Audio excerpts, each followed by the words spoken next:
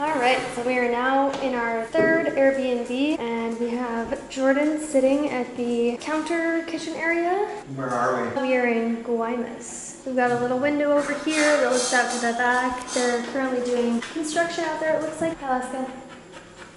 Alaska just got fed and watered, and she's a happy camper.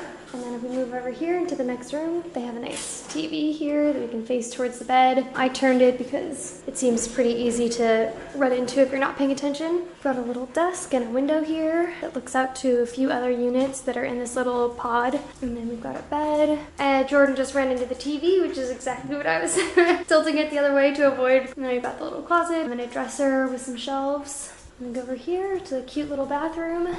We have a shower, toilet, and sink, and that is the place. And we're excited to be right next to the beach, just out this way. On the other side of this house, one more row of houses, is the playa.